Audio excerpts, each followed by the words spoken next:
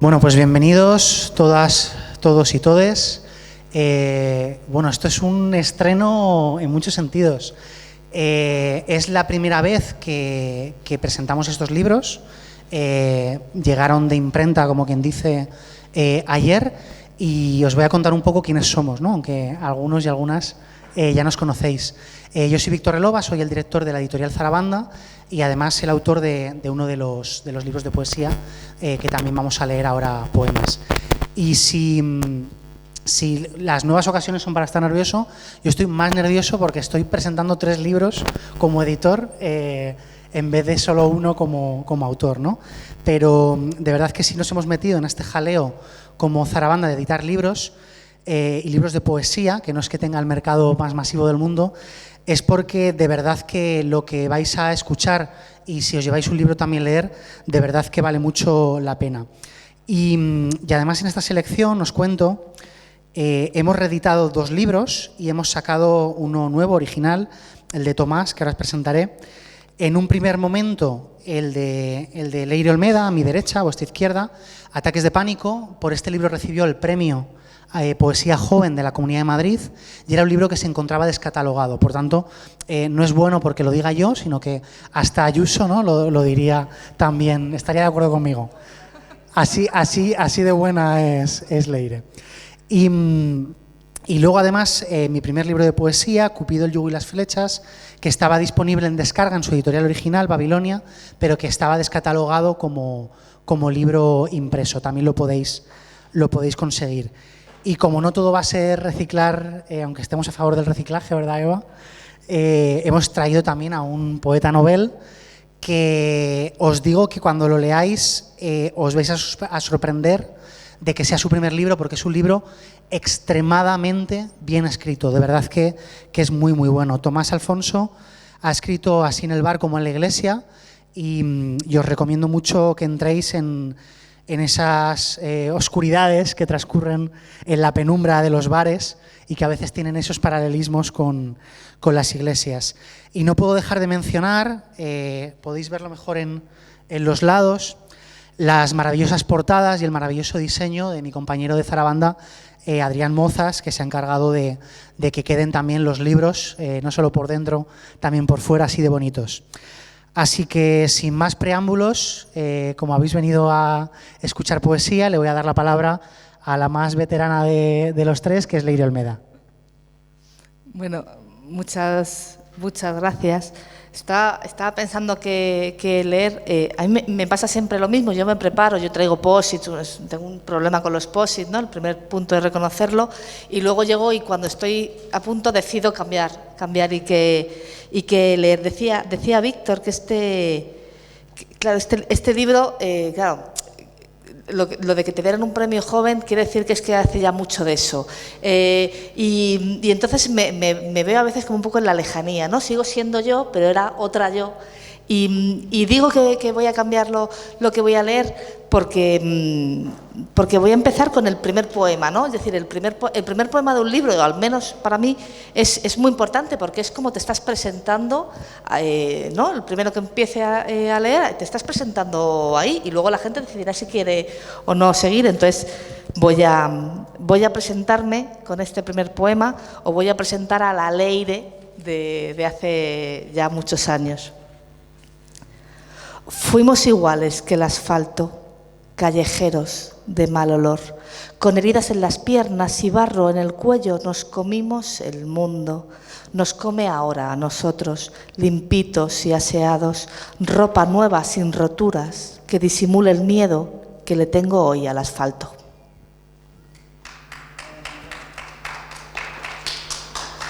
Con esto de los aplausos, yo digo lo mismo que escuché una vez a Ismael Serrano en un concierto que decía: no es obligatorio aplaudir, ahora si tenéis muchas ganas lanzaros, pero que como queráis.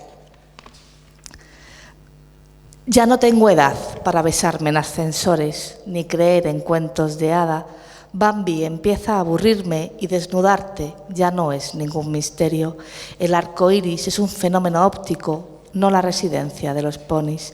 La mariposa se convirtió en larva mientras hacía la digestión. Ya no tengo edad para besarme en ascensores.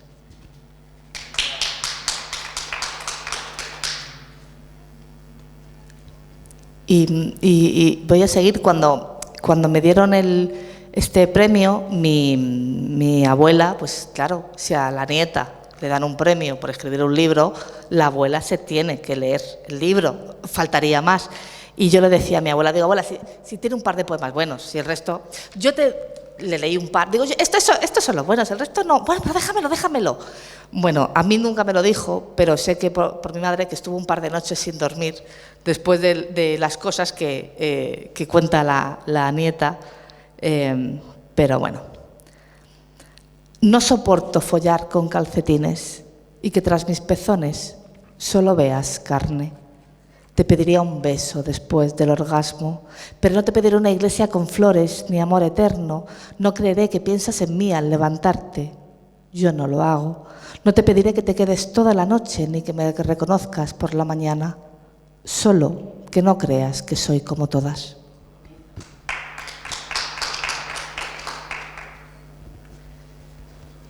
Y el libro tiene una estructura, va un poco evolucionando, ¿no? Desde un poco presentarme hasta ir avanzando hacia temas más políticos, ¿no? Esto que se habla de lo personal es político, y a la inversa, bueno, pues hace como un poco una evolución y empezamos quizá a darle un poco más de sentido cuando digo: los príncipes son, junto a las brujas, los seres más indeseables del mundo. A veces hay alguna princesa que se salva. Aprendimos a tenerles manía y a sentir grima por su tono de voz. Jamás hicieron nada útil y saben que lo sabemos. Por eso se inventaron cuentos en los que salvan a la chica.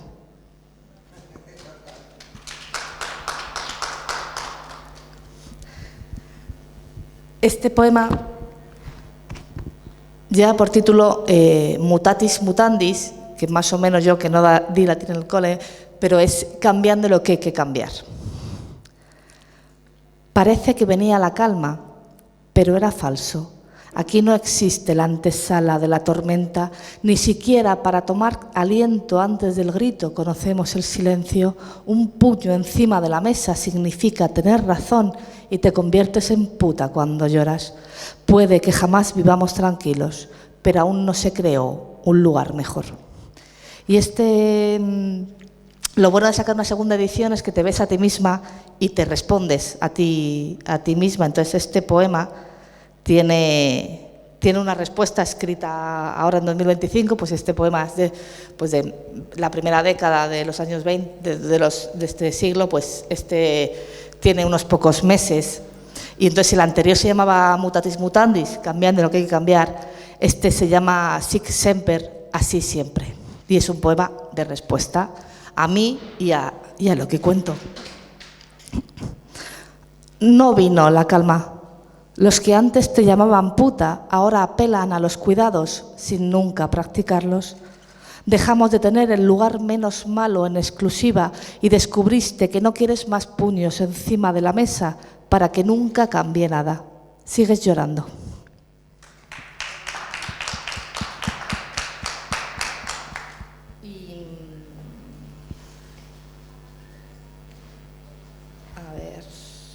Voy cambiando sobre la marcha, ya lo he dicho.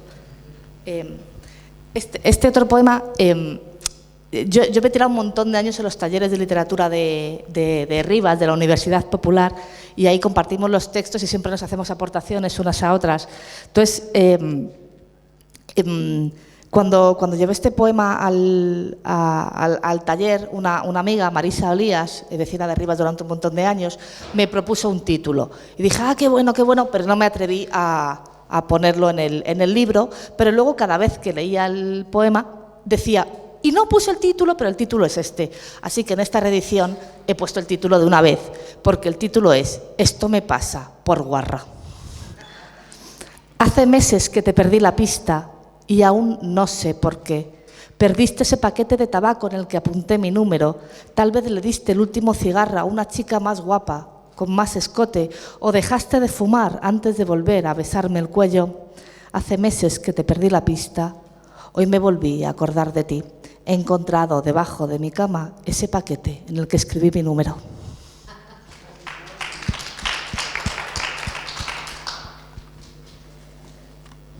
Y no me voy a extender mucho más, que no sé cómo voy de tiempo, pero sí que un par de poemas y acabo esta parte.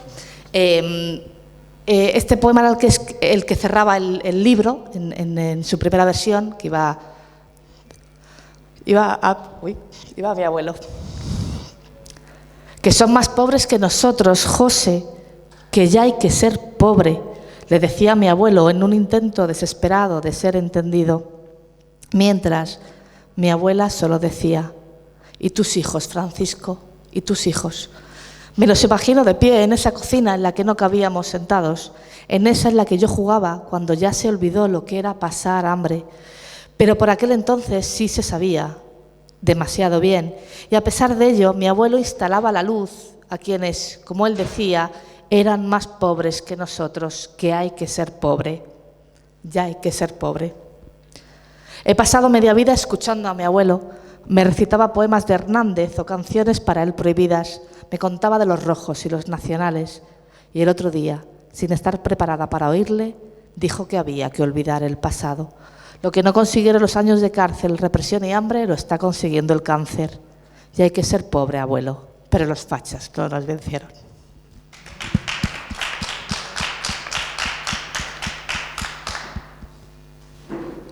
Y este poema, que es un poco extra, porque ¿no? Cuando una avanza con los años también aprende a ponerse los ojos, la mirada morada, ¿no? Las gafas moradas. Y siempre me arrepentí un poco de cerrar el libro con mi abuelo, olvidándome de mis abuelas, ¿no? Al final siempre tenemos al héroe, y me apetecía meter algún poema a mis abuelas, aunque en el segundo libro sí que lo hice, pero era una pequeña... perdón. Un pequeño homenaje. Entonces, este poema lo escribí cuando mi abuela cumplió 99 años, falleció hace poquito, pero quería publicarlo. Casi un siglo otorga el poder de mirar a la vida cara a cara. Casi un siglo de ser buena persona permite, además, no tener que agachar nunca la cabeza. Casi un siglo de amor incondicional devuelve amor incondicional. 99 años y querer seguir riendo. Gracias. Ahí. Ahora vamos con Tomás y con Así en el bar como en la iglesia. Bueno, muchas gracias, Víctor. La verdad es que es todo un compromiso empezar a recitar después de Leire. Bueno, y aquí con Leire y con Víctor, que además son gente que tiene muchísima experiencia recitando. Yo empiezo con una justificación, que es que nunca he recitado, pero tampoco nunca he pensado yo que fuese a recitar. Y esto ha sido una serie de contingencias que me han llevado a estar aquí y a ello vamos, ¿no? Sí voy a hacer una justificación doble del libro, porque no es un poemario, no es un libro ortodoxo en el sentido de la militancia comunista, ¿no? Que estamos acostumbrados a poemarios quizá más militantes y con una carga política más grande. No es el caso. El libro parte de la tesis que tenía Manuel Sacristán, ¿no? que afirmaba que el que busque armonía celestial, que se vaya al cielo, ¿no? Y en ese sentido el libro es un libro contradictorio, porque entiendo, y creo que es la concepción que debemos tener, que el humano es contradictorio y que nunca hay finales felices, no porque la felicidad no sea posible, sino porque no hay final, porque la historia es un constante movimiento, ¿no? Y creo que eso vale también la pena aplicarlo a nuestra propia concepción comunista, que en ocasiones pensamos, ¿no? que cuando alcancemos el comunismo ya no habrá contradicción, todo será armonía, gente cantando, bailando, y a mi juicio no será así. Habremos superado algunas contradicciones, pero siguen habiendo contradicciones personales, seguirá habiendo gente que esté triste, que esté contenta, que esté enfadada. Y en ese sentido el libro lo planteo un poco así. El libro, el eje que tiene como el eje espacial es el bar, que es algo que quizá no es muy común. ¿Por qué he elegido el bar? Porque creo que es un lugar de encuentro, pero también de soledad, un lugar en el que la gente cree, en el que la gente deja de creer, en el que la gente discute, se reencuentra, en el que la gente sueña con mundos mejores, en el cual la gente se cae y cae en sus aspiraciones con ellos. Y en ese sentido creo que representaba bien la contradicción que hay en el ser humano, ¿no? Y al final también lo de la iglesia entendiendo que Dios es un límite existencial, un límite filosófico que debemos abarcar, ¿no? Y que sirve además como justificación para la gente que somos comunistas, no para creer en Él, sino para poder explorar la propia realidad, ¿no? Y hecha esta introducción, ya paso a la parte que menos me gusta, que es la de tener que leer los poemas, porque, como decía, estoy muy acostumbrado a hablar de filosofía, de política, pero nunca me había visto en una de estas. Y la verdad es que estoy francamente nervioso, pero bueno, voy a ello.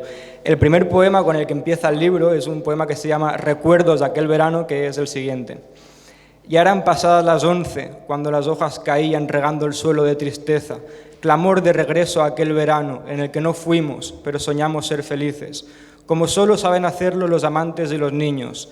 Y ahora un riachuelo de sangre y bilis separa nuestros cuerpos de la utopía incumplida y cargamos con la culpa como solo hacen los pobres, mientras Dios nos mira con remordimiento por habernos dado vida. Con ese es con el que empiezo el poemario. El siguiente que me parece la pena, que creo que merece la pena destacar, es uno que se llama El hombre frente al espejo, que dice: un cuerpo desnudo frente al espejo, y el espejo como representación del vacío, mirando al hombre que se reconoce en él solo por sus cicatrices. Ninguna obligación de aplaudir, valga, ya lo ha dicho Leire, pero valga la redundancia decirlo de nuevo, que no. El siguiente es Tus ojos negros, que dice lo siguiente: veo tus ojos claros, negros, por tus pupilas dilatadas como dos eclipses. Se postran y clavan sobre mí, pretendiendo cometer un crimen, pero hoy no, ya no puedes traer la noche con tus ojos negro muerte. El siguiente, en la misma línea, y también con una dimensión más social de lo que pasa en los barrios trabajadores, se llama Bajo la larga noche. Y los dientes mordiéndose a sí mismos, y el sudor refrescando las palmas, y un recuerdo que destruye un barrio, delirio de precariedad, que tartamudea hastiado que el delirio no ha prescrito.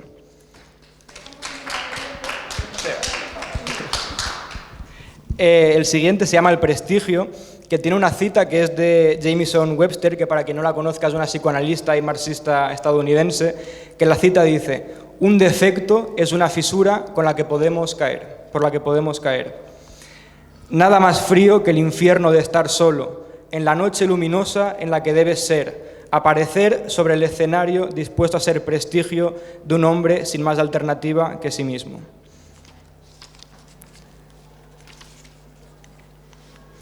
El siguiente, que el título que tiene 5, no tiene otro nombre porque fueron una serie de poemas escritos todos juntos en la misma noche, que dice lo siguiente: un hombre caído de la vida se arranca los dientes en sueños e invoca a las aves carroñeras que se lanzan sobre él y sobre el recuerdo de la vida resumen de la muerte del hombre, muerte de la humanidad.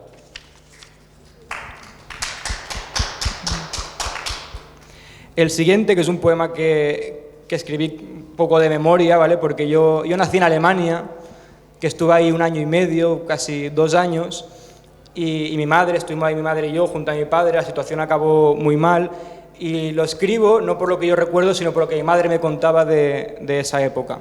El poema se llama Mi primer hogar. En mi primer hogar había un jardín en el que crecían fantasmas con forma de gnomo y manos ásperas, con las cuales tocaban la guitarra para disimular el llanto cándido que rompía el pacto, y al subir las escaleras ella naufragaba en el tiempo frente a la ventana, reflejo de soledad y recuerdo de futuro ante la ausencia de nombre. Voy a acabar esta primera parte con 2 poemas. El primero de ellos se llama Ahora mueres en mis manos, que tiene una cita de Josep María Esquirol, un filósofo español, que es la siguiente: debido a su exceso, nunca podremos ser plenamente contemporáneos a nuestra herida. Y dice lo siguiente el poema: voy a emborracharme hasta olvidar tu nombre, hasta olvidar que he estado en esta misma barra contigo, creando infiernos para vivos y olvidando otros nombres. Y entonces echaré alcohol a la herida junto a un bidón de gasolina y con una cerilla haré que arda para que jamás puedas ver que estaba cicatrizando.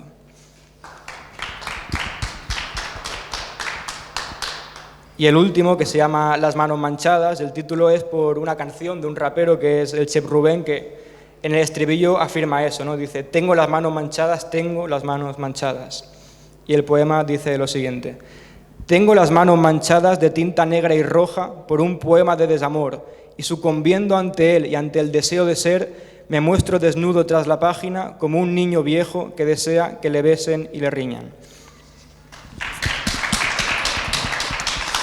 Muchas gracias, Tomás, por esos versos que son un poco como un tequila, ¿no? Que si tienes los labios con heridas te escuece un poco, pero te lo tomas igual. Bueno, son poemas que te hacen reflexionar, te hacen sentir, ¿no? Sobre todo. Voy con el mío, con Cupido, el yugo y las flechas.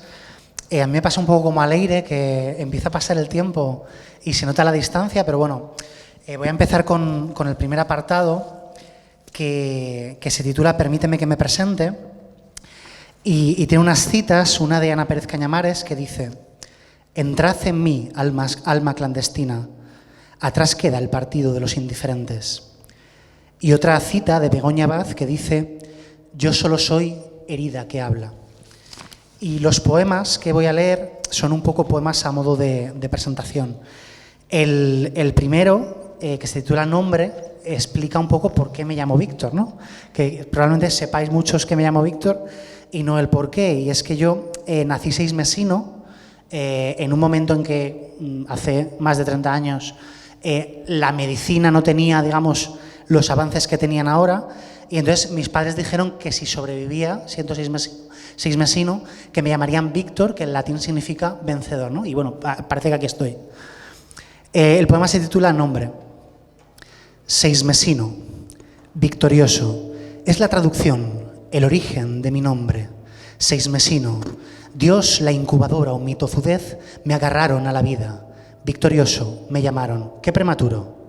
Seismesino, 6 meses y no he vuelto a vencer desde entonces.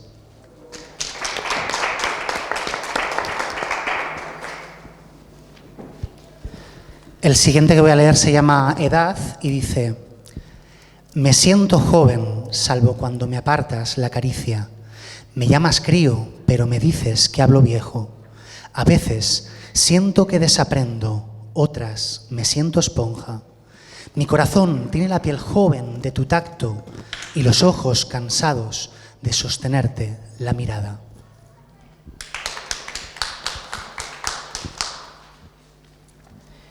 Y este poema se llama Profesión, que es curioso porque lo escribí en un momento en el que no esperaba volver a dedicarme al periodismo y bueno, creo que sin embargo sigue siendo muy de actualidad y hay referencias a obras como las de John Reed, un famoso periodista comunista, o a la acampada del 15M, que era un poco el contexto un poco anterior a escribir el poema. El poema Profesión dice así: no conoceré al Shah de Persia, ni entrevistaré a Mao, ni narraré los 10 días que estremecieron al mundo. Soy un despojo, el residuo de una acampada inenarrable, la constatación del fracaso de la palabra establecida. Mi oficio no es el más bello del mundo, es mentira, distracción, caverna. Pateo mi ego cuando crece, escupo a los periodistas gallo. Todo lo que cree en mis manos, lo que escriba, será flor de un solo día.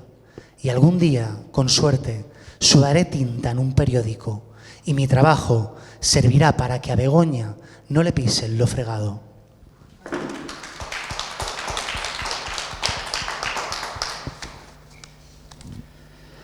Este se titula Amistades. Ahora que sabes mis desgracias, quiero presentarte a mis amigos. Los olvidados. Fuman de liar, andan con rifles, no sé si los has visto, viven de ocupa en alguna cuneta. Los brazos levadura, ellos son el fermento de la tierra, levantan carreteras para que los surquen los Ferrari, dieron forma a las ciudades, forjaron las campanas, canalizaron los ríos, son la letra pequeña de la historia, el made in tras los monumentos y batallas, son el humo del puro del rico, cumplen su función y se disipan. Solo a veces, de vez en cuando, se atragantan en su garganta. Estos son mis amigos.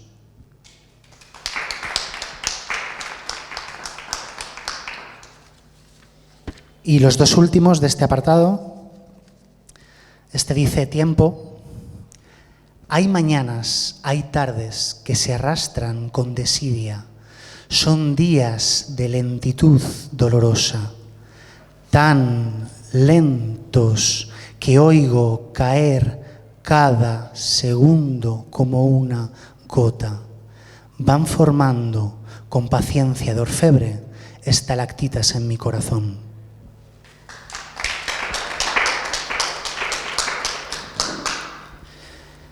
Y este se titula Alquiler. Espacioso y diáfano, se alquila un vacío en mi pecho. No se exige aval bancario, se pide amar a diario y a deshora. Está por amueblar, perdí todo en la mudanza. Juntaremos nuestras cicatrices, presiento que combinan bien según el Feng Shui. Lo mejor de todo son las vistas, mañana al despertarnos.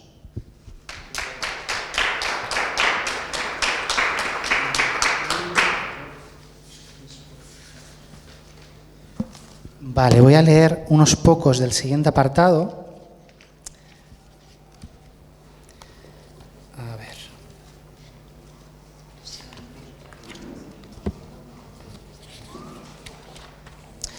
Que habla un poco de escribir poesía, ¿no? Se titula Escribir, sea lo que sea eso como terapia. Y voy a leer una de las citas de Ana Pérez Cañamares que dice: escribo sobre mí porque yo soy cualquiera.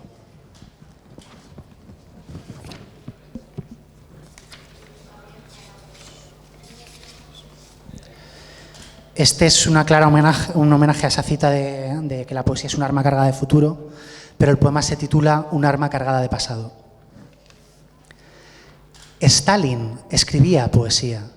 No me acuséis de defender el Gulag, pero hay belleza en el cerco de Berlín, en un suicidio solitario del Führer, del que quiso liderar un pueblo de señores. Mao escribía poesía. No me acuséis de prochino, pero entre la guerra del opio y la larga marcha surge la canción de un pueblo despertando. Neruda escribía poesía. Ahora no me acusaréis de nada, porque Chile vivió los versos de la noche más triste. Canto de muerte nació el neoliberalismo.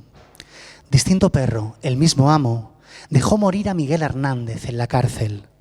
Cuentan que no pudieron cerrarle los ojos. Como el anterior, Marco Sana llevó fusil.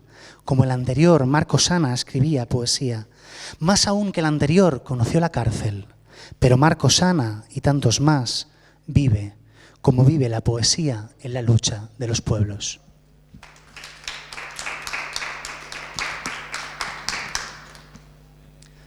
No sé escribir.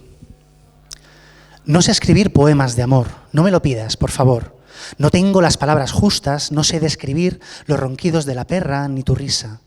Las palabras son apretadas y duras como para expresar nuestro tierno abrazo, o como mis dedos juegan a hacer carreras de caracol por tu espalda. No sé escribir, amor. Cuando el lápiz aprieta el papel no dibuja bien las curvas de nuestras caderas chocando y rodando.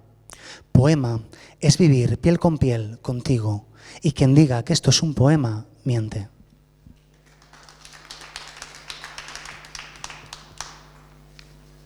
Y por último de este apartado, me guardo la alegría como un tesoro. Una dulce pantera me recrimina que sea tan sucio cuando estoy triste. Mancho, pongo todo perdido de lágrimas, dolor y miedos. ¿Por qué no escribes, me dice, cosas alegres? Y yo no sé contestarle. ¿Cómo explicarlo? Es fácil desangrarse sobre un papel en el momento o el día gris de los arañazos. Pero el sol cotidiano no lo comparto con nadie. Ni dejo que se me escape como el aire del suspiro o la sangre de la herida. Acumulo su tacto, recopilo su risa, me guardo su mirada dulce con la avaricia del niño que cogía conchas de la arena. La humedad del beso y el calor de su compañía me acompañan, los abrazo fuerte. Me hincho de amor y solo a veces me permito derramarme en caricias por su piel, vaciarme por completo, hasta que me encuentro lleno, empalagado de vacío. Y entonces no escribo.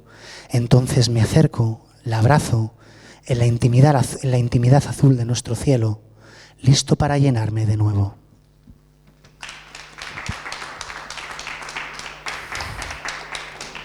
Y vamos con el segundo round, así que le vuelve a tocar a Leire. Venga, segundo round, que dicen, pues aquí vamos a dar un poco avanzar en los años y voy a empezar con un poema de este libro de Poesía Solidaria para Siria, que esto, bueno, de la época en la que las guerras nos podían parecer mal, ¿no? O sea, que gente mate a gente cuando había consenso en que estaba mal. Y es un libro en que incluye poemas, bueno, míos, de Víctor, de Vera Moreno, que es otra vecina de Rivas, y también conseguimos con el apoyo de la Fundación Gloria Fuertes un poema de Gloria Fuertes, y quiero incluir leer este poema. Hay frases más inmorales que las pornográficas. La caridad bien entendida empieza por uno mismo, o si quieres la paz, prepárate para la guerra. Algunos gobiernos de países pobres están armados hasta los dientes. Los grandes fabricantes de armamentos necesitan clientes para su negocio de amontonar dólares y cadáveres. Algunos de estos seres de estados creen en Dios, pero ni Dios cree en ellos.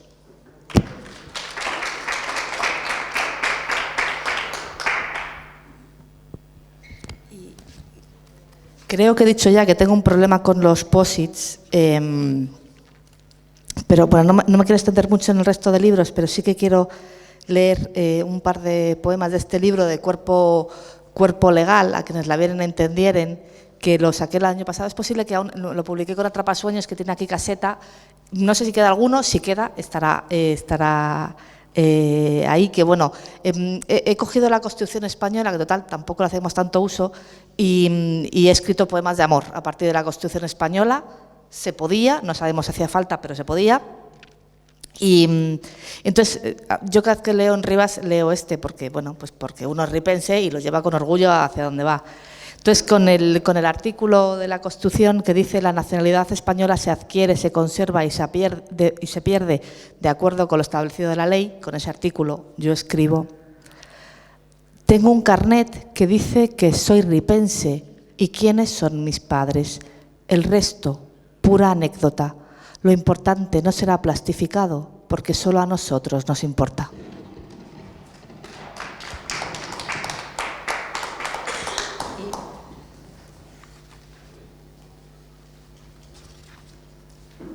Luego, otro artículo de la Constitución que habla de que la ley regulará el comercio interior y todo esto.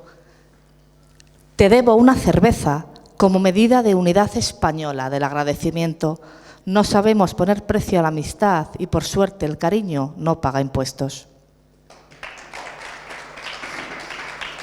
Y no, de esto no voy a leer. Voy a pasar ya a las fotocopias. Esto de intentar, intento gastar el menos papel posible, excepto con la poesía, que siempre imprimo mucho, pero siempre tengo un montón de taquitos impresos que los guardo cada vez para decir: no voy a volver a imprimir todos, voy a buscar lo que ya leí. Y a la que buscaba he encontrado este poema impreso de un poeta que a mí me encanta, Erich Fritz, un poeta alemán, creo recordar, que escribió en los años 40, 50, y lo he visto impreso. Eso es que yo lo he leído ya alguna vez. Y llevo semanas con un poema sobre Palestina que no me acaba de cuajar, no lo he traído porque no me acaba de cuajar, y he leído digo, digo, joder, eso no lo he dicho. Y entonces me he dado cuenta que es que llevaba semanas intentando plagiar este poema, y digo, pues si él ya lo ha escrito muy bien, ¿para qué voy a insistir yo? Y entonces voy a leer Conversación con un superviviente. Ay, gracias por cerrar la puerta. ¿Qué hiciste por aquel entonces que no hubieras debido hacer? Nada. ¿Qué no hiciste que hubieras debido hacer? Esto, aquello, tal cosa y tal otra, algunas cosas. ¿Por qué no lo hiciste? Porque tenía miedo. ¿Por qué tenías miedo?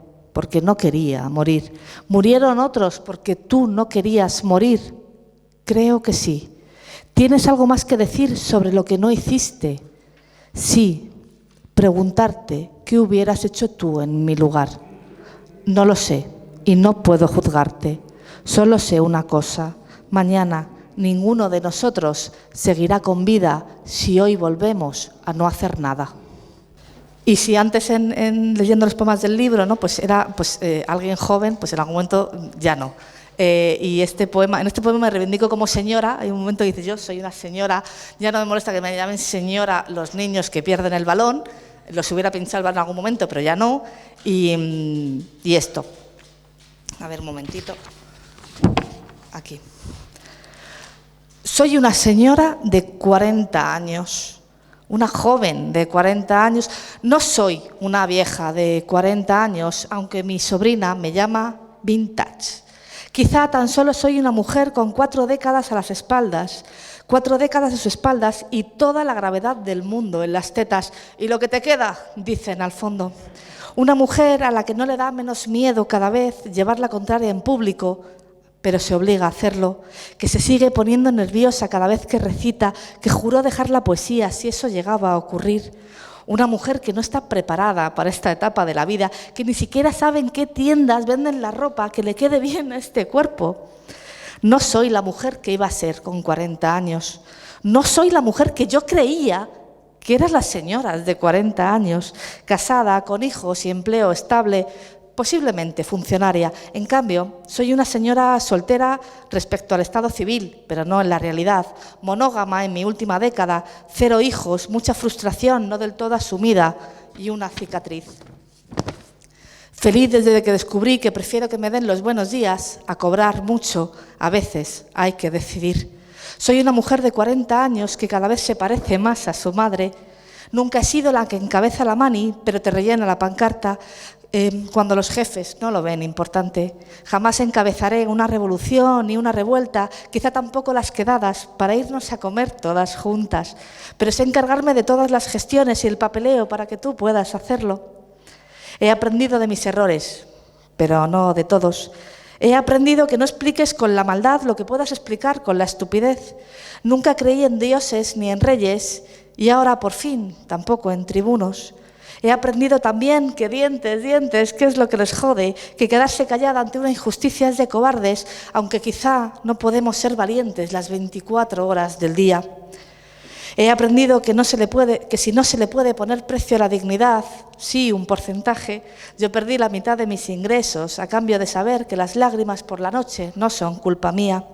Del nos devuelve la señora pelota al que va a del nos devuelve la pelota, señora, al que va a tomar, señora, han pasado la pérdida de la ingenuidad, pero no de toda, cambios de rutina.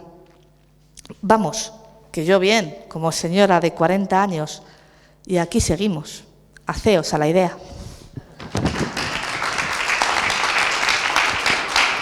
¿El último? Y voy a acabar con un poema, pues hablando de Palestina, ¿no? Yo decía, antes había consenso en que matar niños estaba mal, pero bueno, parece ser que el consenso se ha ido a otro sitio. Entonces, como el nivel ético está muy bajito, ya lo hemos visto todos, entonces yo escribo unos consejos para no ser mala persona. Ya digo, está muy bajo el nivel. Consejos para no ser mala persona, o al menos intentarlo. No pegues a la persona que tienes al lado. No pegues tampoco a esa otra, aunque no esté tan cerca de ti. No mates niños. Este punto es importante. No te hagas fotos con genocidas para defenderles, ni con sus embajadores, ni con sus especialistas en marketing. En general, no defiendas genocidas. No hace falta que digas públicamente que estás en contra de un genocidio. Incluso no hace falta que en privado estés en contra de un genocidio, pero échate a un lado y no impidas a nadie jamás defender a un niño de un bombardeo. Incumplir resoluciones de la ONU también resta puntos para ser buena persona. No ocupes tampoco territorios ni masacres pueblos. Tampoco niegues su derecho a defenderse. No borres nunca una bandera pintada en solidaridad a los niños asesinados. No aceptes dinero de quien mata a niños. No le niegues a otros niños el derecho a conocer la verdad. Y no votes a los miserables que lo hacen. Muchas gracias. Tomás.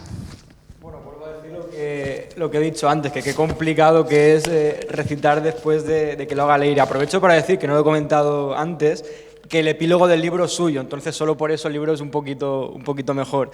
Y el prólogo es de Juarma, que para quien no lo conozca, Juarma es uno de los nuevos autores que está viendo, vinculado con la narrativa urbana, pero sobre todo también vinculado con la juventud, ¿no? Y con las contradicciones que tiene la juventud. Y este primer poema que voy a leer en esta segunda parte lo escribí en un bar estando con él, ¿no? Y hablando de lo complicada que es a veces la clase trabajadora, que tiende tanto a juzgar al otro como si lo conociese, ¿no? Cuando en realidad no lo hace. El poema se dice: a ti, hombre inocente. A ti, hombre inocente, que te asomas curioso a la puerta. A ti y a nadie más le digo que esta pena solo es mía y no admite turistas. Que a nadie rezo porque a nada me debo si la sangre derramada está mezclada con licor. Y entonces te digo, ven, emborráchate con nosotros o préstanos tu cuerpo. El segundo poema, que es dedicado a un camarada, se llama Luis Hidalgo Cano, que no ha podido venir a esta fiesta, pero que fue con el que yo empecé a escribir. Se llama Brindis. Brindemos sobre el cielo desnudo donde hubo error, mientras el mundo se desprende de nosotros derretido por un cirio, y al caer las estrellas vivamos de su fuego y luz, mientras sollozamos en la noche como animales heridos.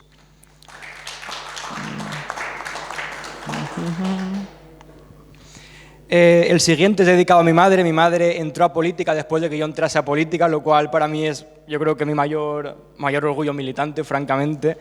Y el poema se llama La noche. Escucha, madre, cómo cae la noche y se clava en este pueblo viejo como un viejo puñal, oxidado y empuñado por una mano que deseamos conocer, aunque ello nos acerque a la muerte. Y te juro, madre, que no es posible el olvido cuando el cuerpo está rajado. Mi pueblo, por cierto, que es Monóvar, es donde se exilió mucha gente en la Segunda República, la Pasionaria, Negrín, y por tanto tenemos esa herida clavada en nuestro cuerpo. Monóvar, en el sur de Alicante. El siguiente poema que voy a leer es Dios ante el pecado, ya entrando en esta parte un poco de conflicto con Dios, ¿no? Y de Dios como excusa para hablar de lo terrenal, que creo que es para lo que debe servir en todo caso Dios. Dice lo siguiente: no es por delirio ni por fe que vi a Dios borracho, balbuceando blasfemias postrado frente al váter, llorando por haber vendido el cielo para pagar por plazos su propia redención.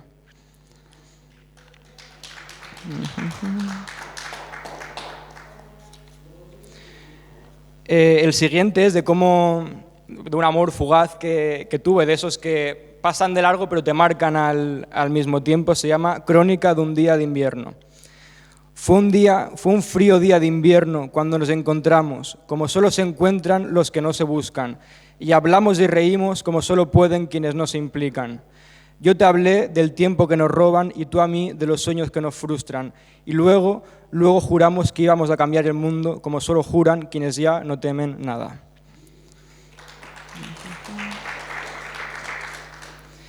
El siguiente poema, que se llama En el fondo del bar, tiene una cita larga, la verdad, para un poemario, que es de Lysander Spooner, una filósofa, que dice lo siguiente: los hombres solo pueden soportar una cierta cantidad de miseria antes de que se entreguen a casi cualquier cosa que les prometa algo de alivio presente, aun cuando eso les haga más miserables en el futuro.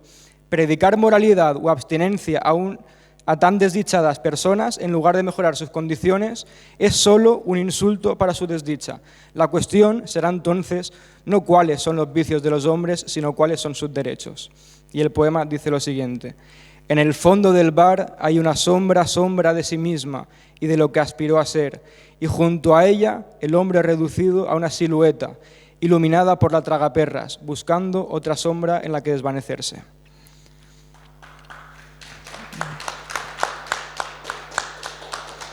El siguiente poema se llama A ti, pecador, y también hace un paralelismo entre lo que sería la estructura clerical y entre cierta militancia y cierta gente que pretende escindirse de la sociedad por arriba. Pasa dentro de la militancia y también pasa fuera.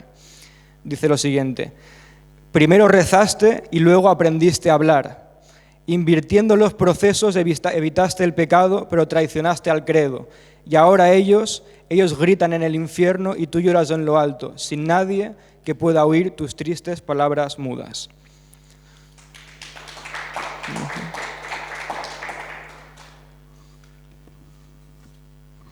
Vale, el siguiente poema lo escribí bastante irónicamente, también con un amigo. Creo que está bien siempre escribir junto a gente que te quiere, no escribir solo en soledad, que se llama Tiempos posmodernos, haciendo también una analogía, ¿no?, con tiempos modernos.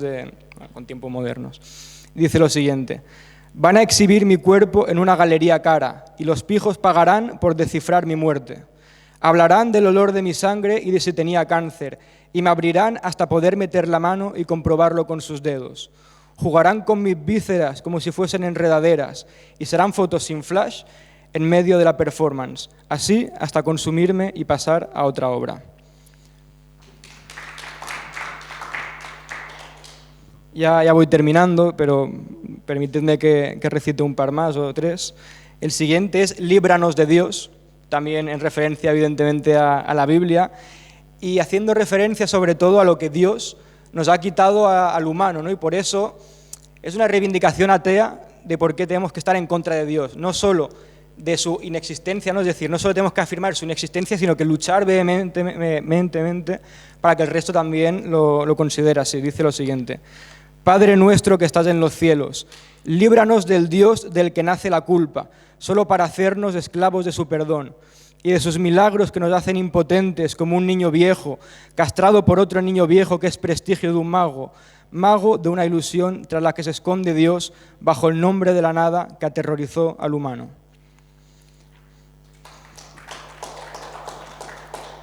Y ya finalmente el poema, para no ser tan oscuro o tan negativo, acaba con 3 poemas. Les llamo poemas de esperanza, luego leeré en el epílogo lo matiza, porque es cierto que no son exactamente de esperanza, es un poco más contradictorio. Tiene una cita previa que me parece preciosa, que es de Louis Althusser, el filósofo francés, que dice lo siguiente. Muchas conoceréis la cita, evidentemente. Y dice Louis Althusser: si estamos unidos por los mismos temas, si comemos el mismo pan, si tenemos la misma guerra a la puerta, a 2 pasos de nosotros e incluso nosotros mismos, la misma horrible ceguera, la misma ceniza en los ojos, la misma tierra en la boca, si es así, tenemos el mismo amanecer y la misma noche. Por eso compartimos la historia y ahí es donde empieza todo. Eso lo comentaba el filósofo Louis Althusser. Y yo aprovecho esa cita para escribir los 3 últimos poemas con los que cierro el poemario. El primero es No en nuestro nombre, y dice lo siguiente: con el tiempo quizás sumamos sus mentiras como ciertas y vivamos para consumir y hasta finjamos que nos gusta. Es posible que nos digan que la salvación está en la guerra, que explotarnos nos libera y hasta peleemos por hacerlo. Moriremos a miles en nombre del progreso y celebraremos la muerte en nombre de la verdad. Pero hoy todavía hay luz y hay niños y desde este lado les decimos que todavía no en nuestro nombre.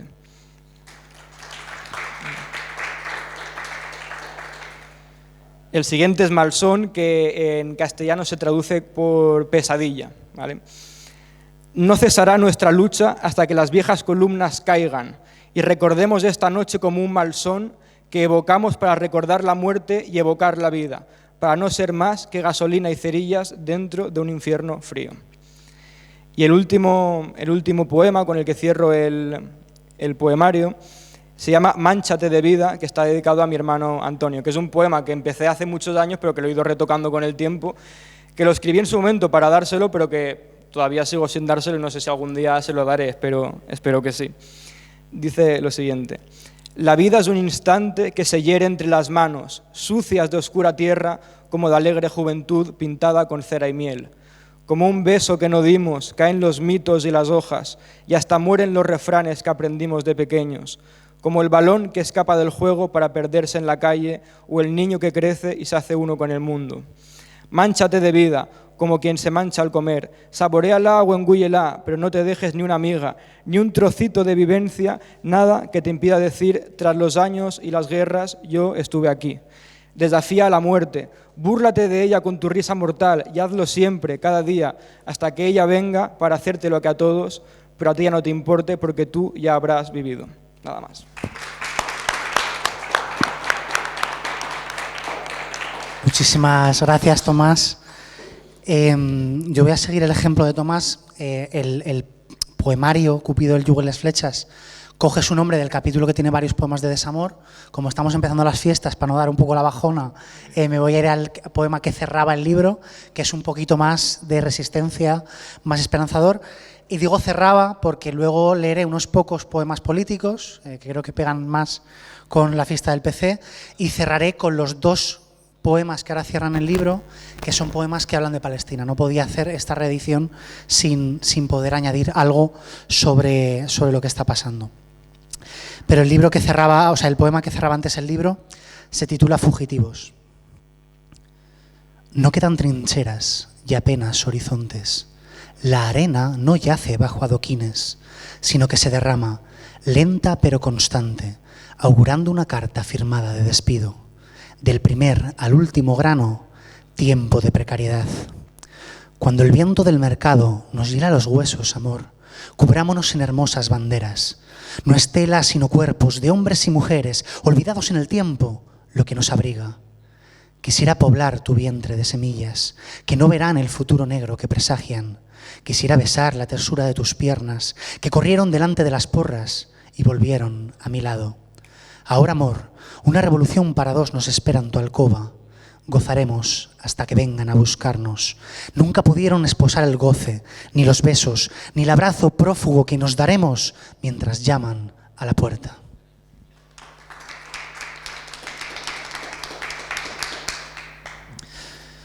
Y este poema creo que si merece la pena leerlo en un lugar es en la fiesta del PC, y habla de una manera un poco metafórica de la paz. Empieza diciendo: la gente busca encontrar la paz. La gente busca encontrar la paz. Yo nunca tuve un trabajo fijo, no fumé en pipa con los indios, tampoco apoyé guerras preventivas. No hice ningún retiro budista, no invertí en misiles y alambradas, rara vez echo el pestillo a la puerta. Si me preguntáis dónde encontré la paz, os digo, la encontré la primera vez en que en vez de salir corriendo, apreté los dientes, entrelacé mis brazos con los de al lado y esperé sin miedo la llegada de la carga policial.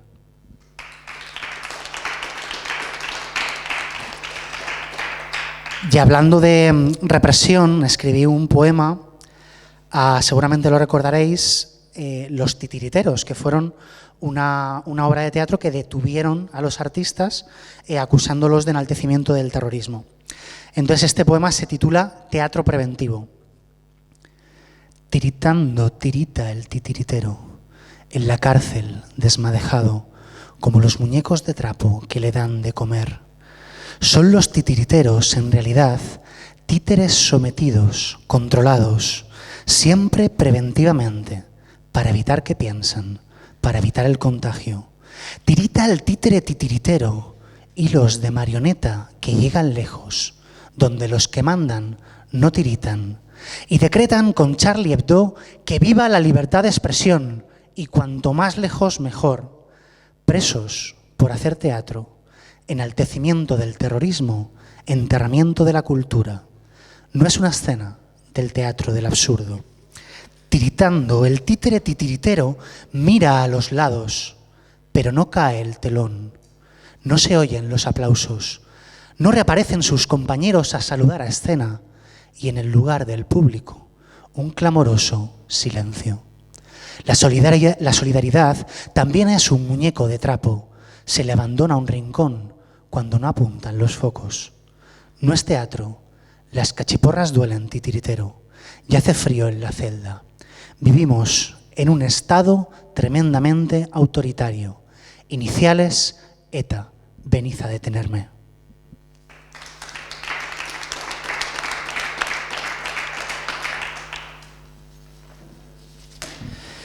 El siguiente poema se titula La mala educación y lo escribí cuando el ministro Wert, que esto parece ya el Pleistoceno, pero hizo una reforma educativa, que era una barbaridad, que apuntalaba la presencia de la religión dentro de la enseñanza, empezó a meter en los currículums el tema del emprendimiento, etcétera, etcétera, ¿no? Entonces escribí este poema. Se titula La mala educación. Los libros de texto afirman que Machado se fue a Francia y luego murió. Pensar en poetas está muy bien. Enseñar sus ideas, su compromiso, no tanto. Está permitido conmoverse, está mal visto pensar, no hagas preguntas. Nos dice el BOE que Dios existe, que le hagamos caso. También se nos enseñan valores, a ser posible, empresariales. En las aulas se instala el emprendimiento como la nueva meca liberal. Y los que lo aprueban nos hablan de la mala calidad de la enseñanza. Unos alababan el alzacuellos y el catecismo. Otros aprendían a leer aunque estuvieran en la cárcel. Aunque supieran que las cartas solo traían malas noticias, aprendían a leer aunque la fecha del fin del fusilamiento podía ser mañana. El fracaso escolar se hizo a base de matar maestros. Hoy nos alarmamos por la mala enseñanza, por el abandono temprano. Claro, el informe PISA no recoge quién ganó la guerra.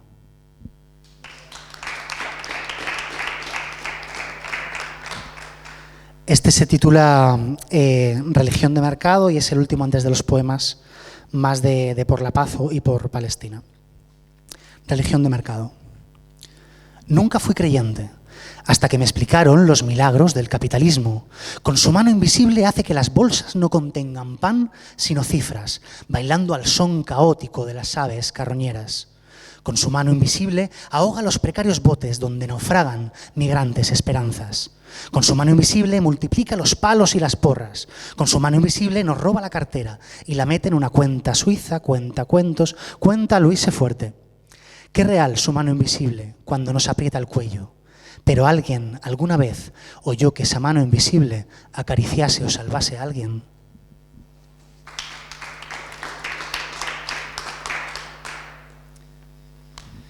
Y este se titula Un patio de recreo llamado mundo y habla de Palestina y tantos otros lugares del mundo que sufren las guerras y que muchas veces se cobran a los más vulnerables, la infancia, como víctimas. Un patio de recreo llamado mundo. Los niños juegan en el parque. Las únicas bombas que conocen hinchan la rueda de su bici o son el salpicar del agua en la piscina.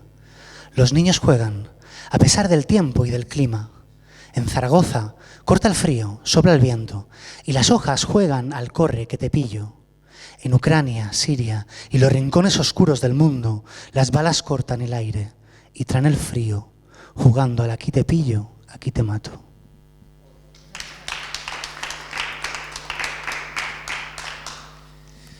Y ya por último, porque había que escribir sobre Gaza, un poema que escribí hace muy poquito, que se titula El peso de un genocidio.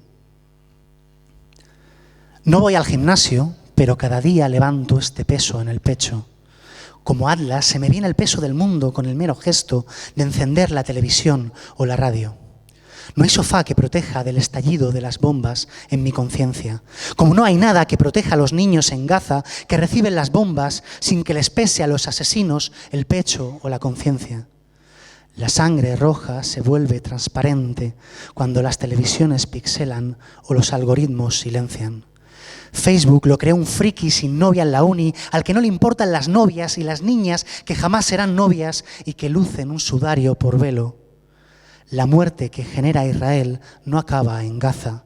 Se propaga por las pantallas y pudre nuestros corazones cada vez que deslizamos, que es la forma más cómoda de apartar la mirada. El Estado ocupante está levantando una colonia de indiferencia en mi pecho y temo que un día me levante y no me reconozca, mi pecho no sea mi pecho. Bendita carga. Levantarme cada día y que el mundo me pese en el pecho es otro día más sin que el sionismo me haya liberado del peso de tener conciencia.